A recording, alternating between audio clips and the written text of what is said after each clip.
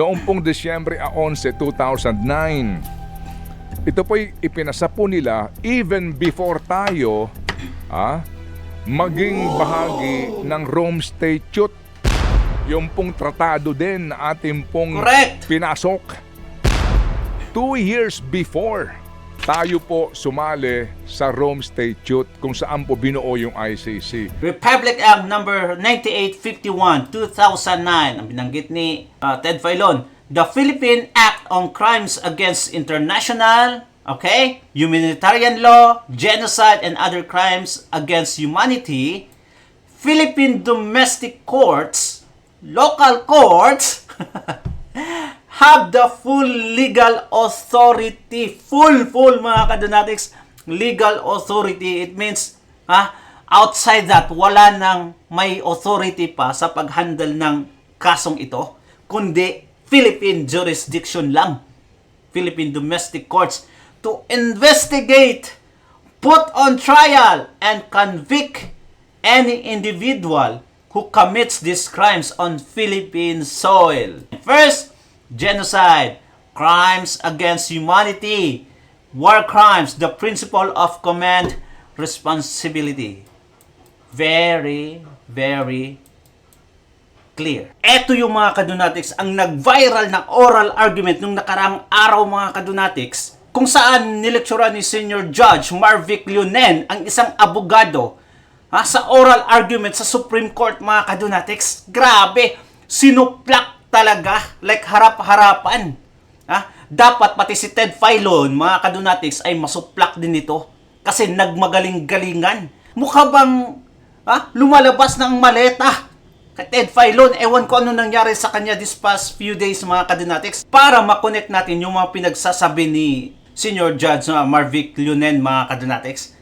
Are you ready? Ay grabe. Pakinggan nyo lang. Very understandable. Alright? Eto. Himay-himayin natin. The House and the Senate agreed that only these parts of the Rome Statute would be part of domestic legislation, correct?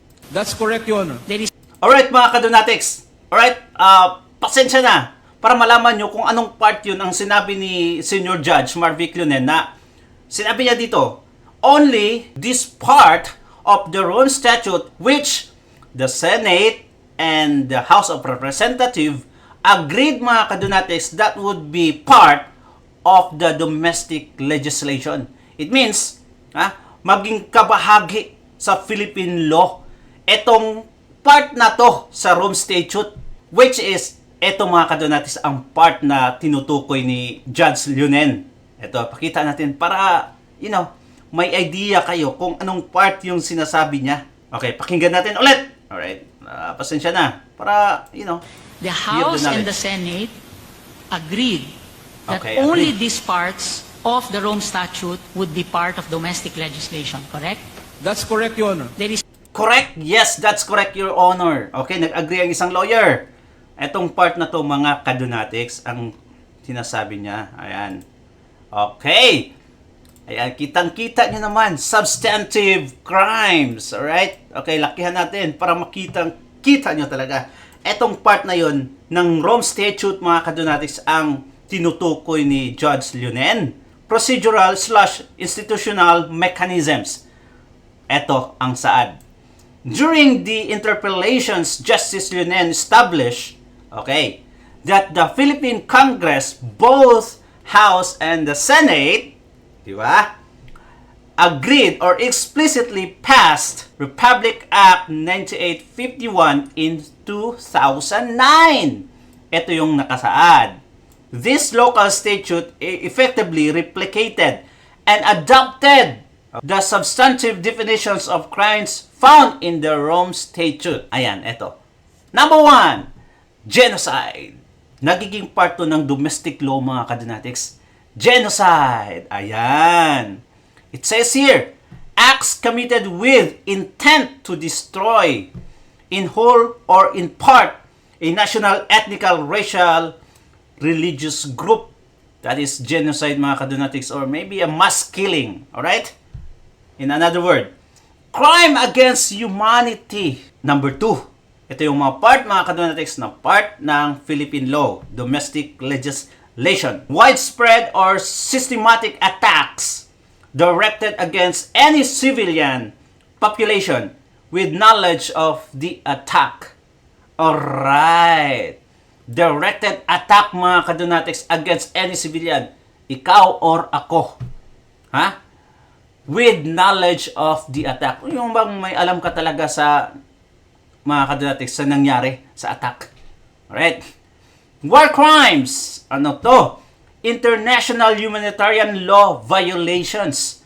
Alright. Kagaya ng ginawa nitong si Putin, mga kadonatics. Okay? That is war crimes. Nakipagyera. Itong ginawa ni Netanyahu. War crimes. Kaya nga may ICC warrant of arrest din yan sila eh. Dahil sa war crimes, mga kadonatics. And then, the principle of command responsibility. Okay, anong sinasabi dito? Holding military and civilian superiors criminally responsible for crimes committed by their subordinates when they knew or should have known and failed to act. Oh no. Yun ang mga kadonatics, isa kang liderato tapos yung nasa baba mo, ha? Na alam mo na, uy, may ginagawa itong mga kabaro ko sa baba, pero wala kang ginawa, mga kadonatics. They committed crime but wala kang ginawa. Dito, iniugnay nila ang kaso ni Tatay Digong na, you know, yung chief PNP daw niya, mga kadonatics, ito may ginagawang crime. And of course, itong crimes against humanity, dalawa, mga kadonatics, ang kay Tatay Digong na nahulog dito. Alright, anong sabi dito sa baba? These substantive crimes are now part of Philippine domestic law through Republic Act 9851.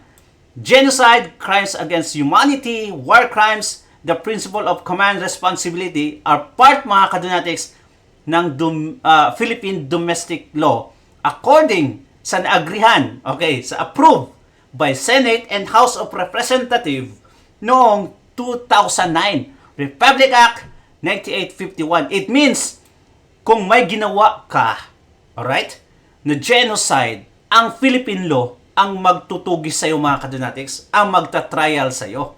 Crime against humanity, may ginawa ka, it means it's under Philippine domestic law.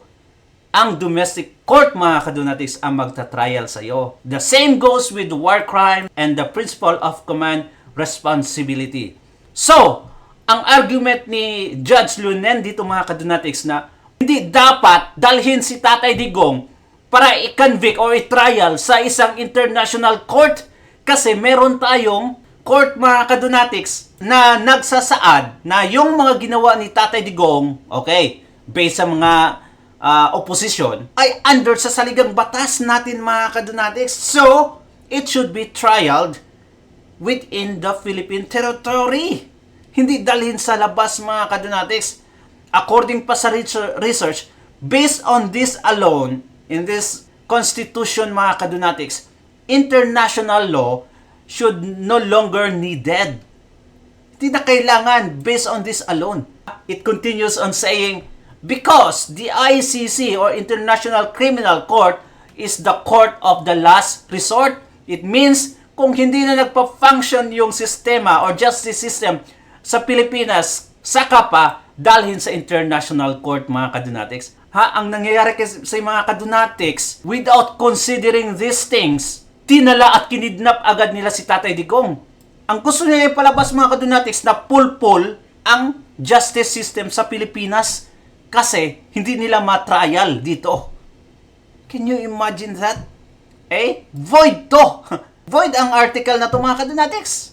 Di ba? Ang Republic Act na to sa kanilang argument, which is, mga kadonatics, sinuplak sila ni Judge Lunen at ipadayon natin. Okay, padayon. Okay, let's continue, mga kadonatics. No commitment under the domestic legislation to bind future generations as to another layer of a court. Is that not correct? Well, we disagree, Your Honor, because with respect, Your Honor, to implementing Where in the law obligations- does it say that the President should bind ourselves to a additional layer? Your Honor, may I refer Your Honor, for instance, to the H2 interpretation provided for in Section Okay, 15. read it. Accountability, that Does it say interpretation. International Criminal Court? Does it accept another court? Your Honor, Section 15 says that applicability of international law in the application of an interpretation of this act. Philippine courts, Interpretation of the act, which Super. means the text must already be there. It- Where is the text which actually says that it recognizes or allows the President to add another court? because, Your Honor, the RA 9851 is almost an exact copy of the Rome Statute, and the Rome Statute, Your Honor, is a You're not codification- answering my question, you're eliding my question. You're skipping over my question. Okay, mga kadunatics, before we continue, inargue ni Judge Leonen dito na where does it says in the law na nagsasabing we can add another court, mga kadunatics, like the ICC, ha? That binds, yung magkoconnect sa future generation. Should we commit these crimes, mga kadunatics, na tayo talagang ilagay natin doon, ay talagang i-trial natin doon sa ICC or in any international courts? Saan sinabi ng batas na pwede tayong mag-add another layer of system, mga kadunatics? Wala siyang may pakita. Ang Section 15 na sinabi niya doon, mga kadunatics, if it is the word interpretation, it means nasulat na before pa at ininterpret mo yung batas. Pero walang nakasulat, mga kadunatics, that we are part of the ICC. So, walang interpretation nangyayari, mga kadunatics, or nangyari. Let's continue. My question is, where in that statute, so that we finish immediately, so Very well, that we Your can Honor. go home, Eh, okay? It's not there expressly, Your Honor. Not expressly. Yes, Your So the House and the Senate did not pass. The House, representative of the people, the Senate, elected at large, passed a law which did not include portions of the Rome Statute but copied the core provisions, correct? That's Correct. correct, Your Honor. Yes. So when the President removed the treaty or withdrew from the treaty, did it violate a law? It did, Your Honor. Which law? Many laws, Your Honor, we are parties to so many treaties, Your Honor, for Geneva. instance, the four Geneva Conventions. Which one? Which The convention? four Geneva Conventions, Your Honor. The we Geneva have- Convention. Yes, and Have we withdrawn from the Geneva Conventions? we are not, Your Honor, but all of these Have we conventions... withdrawn from Protocol 1 of the Geneva Your Honor. Convention of 1949? Have we withdrawn from Protocol 2 of the Geneva Convention? No, Your Honor, but our Have we answer... withdrawn from the Hague Convention of 1907? No, Your Honor. So, what are you saying? We have also withdrawn from the Geneva Convention? Are the provisions of the Geneva Conventions already in Republic Act 9851? Yes, Your Honor. Did we withdraw 9851? Well, that is not our So be answer, Your careful, Honor. counsel. Don't do what a law student does. You answer the question. We did Okay. not, Your Honor. The question is, here we have a law passed by the House and the Senate. The House and the Senate, through a law, decided that only these portions of the Rome Statute will bind the Philippines. Correct? That's correct, Your Honor. Only by treaty did we add certain Yes, Your other Honor. things. That's correct, Your Honor. Correct. With the President withdrawing from the treaty, did the President violate this statute? Ano Did yung the President withdraw from 9851? May I qualify my answer, Your Honor? Did the President No, Your Honor. no. So, he did not. It did not, Your Honor. Yes. So, that's it. Thank you. So, grabe. Ang ganda ng mga pinagsasabi niyo, mga kadunatics. Aside sa, sa treaty na to or sa binding law na to, itong part na to, mga kadunatics, between the Rome Statute and the Philippine law, ito, aside dito, may treaty, which yung winidraw na ni Tatay Digong, yung treaty na yun, mga kadunatics. Winidraw yun, but it doesn't mean, ni-winidraw din to, ito. Justice Leonen said, the President did not violate Republic Act 9851. Kasi mga kadunatics, wala namang winidraw. Diba? Yung treaty lang, additional. It's just so good, mga kadunatics, yung argument dito. In conclusion, mga kadunatics, itong law na to nasa taas. Okay? Congress, including Senate and House of Representatives, passed Republic Act number 9851. 2009, alright? Okay. Ayan. The Philippine Act on Crimes Against International Humanitarian Law, Genocide, and other crimes against humanity which we have stated while ago, ang part ng Rome Statute, Philippine domestic courts have the full legal authority, jurisdiction, judikatura, and right to investigate, put on trial, and convict any individual who commits these crimes on Philippine soil. Again, Philippine domestic courts have the full legal authority, jurisdiction, and right to investigate, put on trial, and convict any individual who commits these crimes on Philippine soil. First, genocide. Second, crimes against humanity. Next, war crimes. And then the principle of command responsibility. Etong dalawa mga kadonatics, crime against humanity, and ang pang-apat, eto yung kinokonek nila kay Tatay Digong. It should be trialed within the Philippine soil. Klaro ang batas ng Republic Act number 9851 mga kadonatics, at yan ang ina-argue ni Justice Leonen. For some reasons, tila ba hindi nire-recognize nito ng mga lawyers ng opposition mga kadonatics etong act na to. Ewan ko ba? Very simple to understand mga kadonatics, di ba? Even you can understand that. If you commit one of these crimes, itong nasa baba, genocide, crimes against humanity, war crimes, and the principle of command responsibility, ay dapat matrial ka sa Pilipinas, hindi sa international court. Kaya nga, ang itong argument ni Ted Filon ay talagang hay nako, ewan ko ba sa kanya mga kadonatics, gusto niya nang isuko si Senator Bato de la Rosa, at nag-agree na siya mga kadonatics. Si Tatay Digong ay deserve na madala sa ICC. He never said it, but yung argument niya mga kadonatics speaks for itself. Eto, panoorin natin. Kagandahan lang po dito po sa Republic Act na ito po'y ipinasa ng 14th Congress, 14th Congress, noong pong Disyembre 11, 2009. Ito po'y ipinasa po nila even before tayo maging bahagi ng Rome Statute. Yung pong tratado din na ating pong pinasok 2 years before tayo po sumali sa Rome Statute kung saan po binuo yung ICC.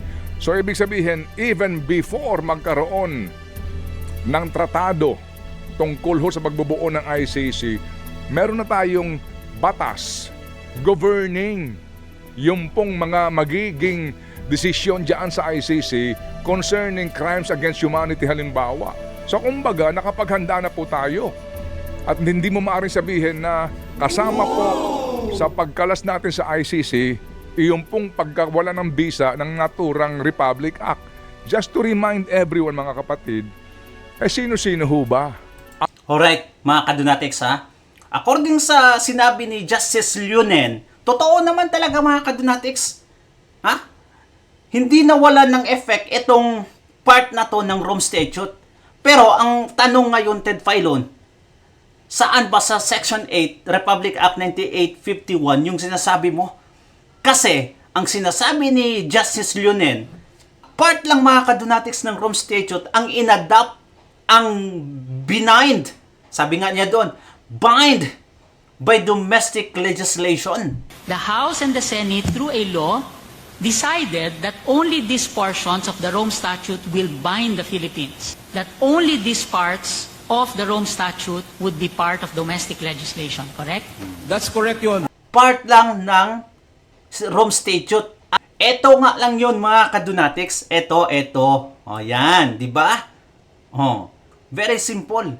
So, nung winidraw ni Tatay Digong, obviously mga kadonatics, hindi ito nawala ng visa. Until now, ay ginagamit pa rin natin. Ang mali sa kanila, yung interpretation nila, according kay Justice Leonen.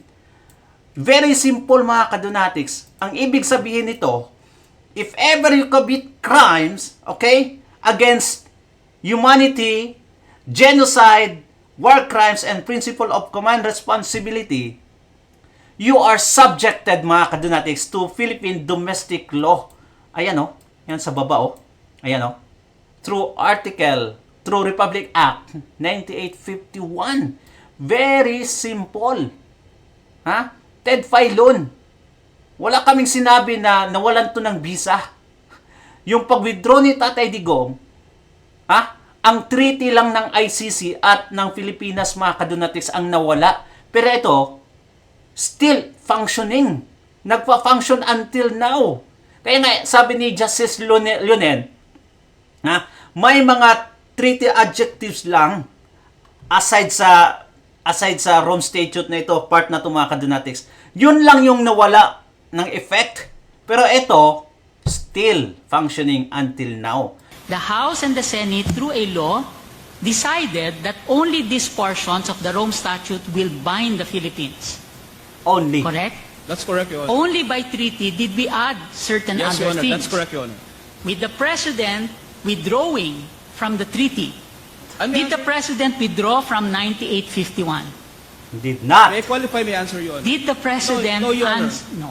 Kaya, Ted Filon, dapat nagpa-advise ka ng isang lawyer, yung matino talaga. Ay, nako. O, ito, padayon. Dito, parang nagpa-flex pa siya na, tingnan nyo naman yung nag-oppose. Oh, mga signatory pala sa batas na ito. Eh, mali yung pag-intindi nyo eh. Ang mga senador na Yan. bumoto po at nagsulong sponsor ng batas na ito. Ito maganda eh. Kasi mga kapatid, alam nyo po, Sino to? itong kontrobersyal na seksyon na ngayon po ipinapangalandakan ng mga abogado na pabor na agad daw pong sumunod sa arrest warrant ng ICC ang naturang senador, ang probisyon na ito wala sa original na versyon ng Kamara at ng Senado. Sa original. Pero doon na po sa kanilang pagbubuo ng batas na sa third and final reading, tsaka po ito nailusot. Meaning, Senado ang siya pong nagsulong nito. Senado. So, ibig sabihin ni Ted Filon may insertion sa batas?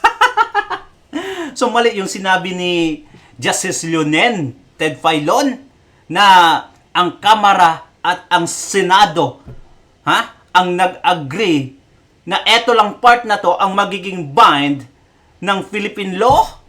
So, meaning may insertion? Parang budget lang may insertion. Hindi Ay, ho tayo sino? magtataka.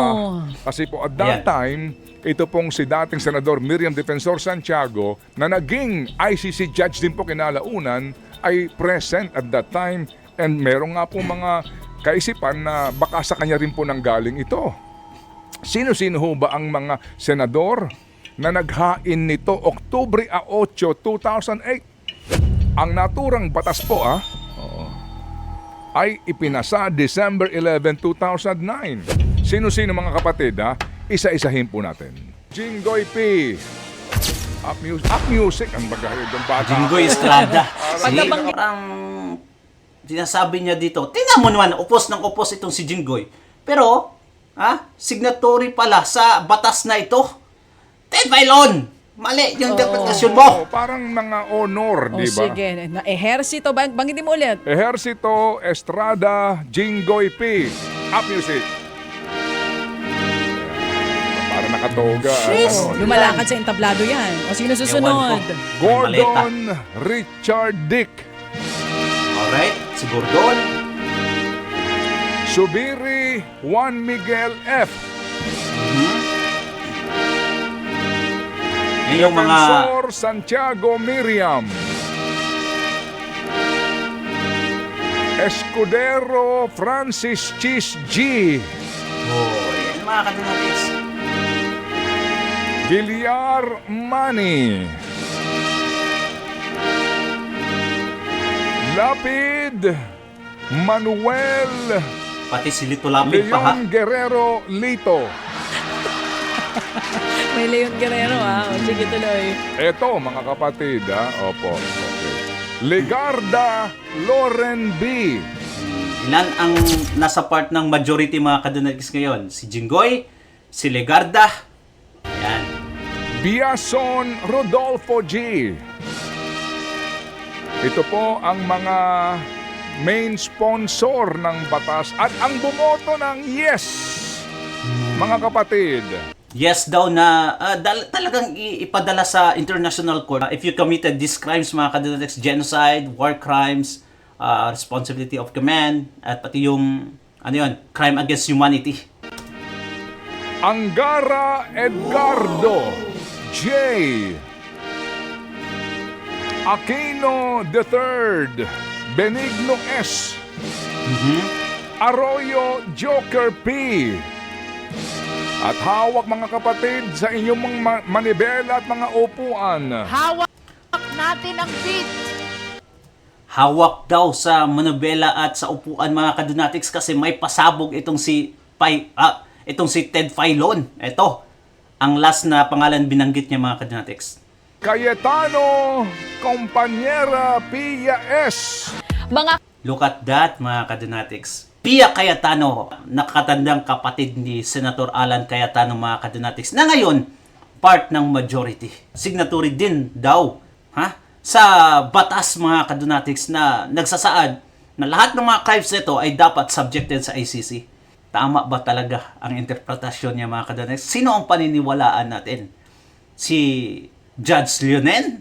Or ito? Or mga kurangkot na mga lawyers, mga kadunatics, na talagang sinasabi nila na si Bato de la Rosa ay dapat dalhin yan kasi nasa batas yan. Republic Act 9851, hindi nila alam, mga kadunatics, na talagang ang interpretasyon noon na lahat ng mga crimes na committed mo, mga kadunatics, sa apat na nabanggit ay talagang you are subjected to Philippine law.